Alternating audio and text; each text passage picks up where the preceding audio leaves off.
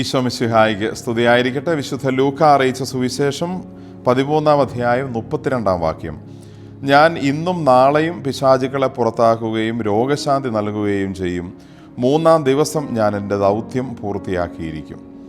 ഈശോ ജെറൂസലമിനെ കുറിച്ച് തൻ്റെ വിഷമം പറയുന്നതിന് മുമ്പ് ഫരിസേയർ വന്ന് പറയുന്നു, നീ ഇവിടെ നിന്ന് രക്ഷപ്പെട്ടുകൊള്ളുക, ഭരണാധികാരികൾ നിന്നെ കൊല്ലാൻ ശ്രമിക്കുന്നു. അപ്പോൾ ഈശോ അവരോട് പറയുന്ന മറുപടിയാണിത്: ഞാൻ എൻ്റെ ജോലി ചെയ്തുകൊണ്ട് ഈ ദിവസങ്ങളിലൊക്കെ ഇവിടെ ഉണ്ടാകും.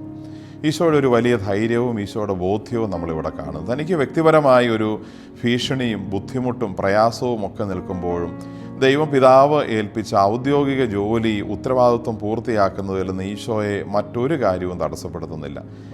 നമ്മൾ പലപ്പോഴും നമ്മുടെ വ്യക്തിപരമായ ജീവിതങ്ങളിലും ഔദ്യോഗിക കടമകൾക്കും നിർവഹണത്തിനുമൊക്കെ ഇടയിൽ നമ്മുടെ ചെറിയ അനിഷ്ടങ്ങൾ, അസൗകര്യങ്ങൾ, ബുദ്ധിമുട്ടുകളൊക്കെ പറഞ്ഞ് ഔദ്യോഗികമായ ജോലികൾ ഒരുപക്ഷെ നമ്മൾ മുടക്കുന്നവരാവാം, അല്ലെങ്കിൽ അത് താല്പര്യമില്ലാതെ ചെയ്യുന്നവരാവാം. ഈശോ ഇവിടെ വലിയൊരു മാതൃക തരുന്നു.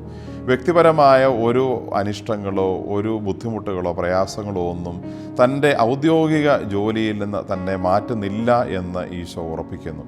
ഈശോ പറയുന്നത്, ഞാൻ എൻ്റെ ജോലി പൂർത്തിയാക്കിയിരിക്കും.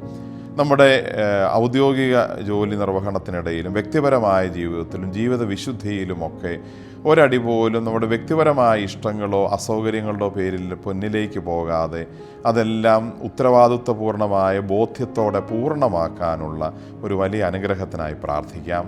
ഈശോയുടെ നല്ല മാതൃക സ്വീകരിക്കാം. ആമേൻ.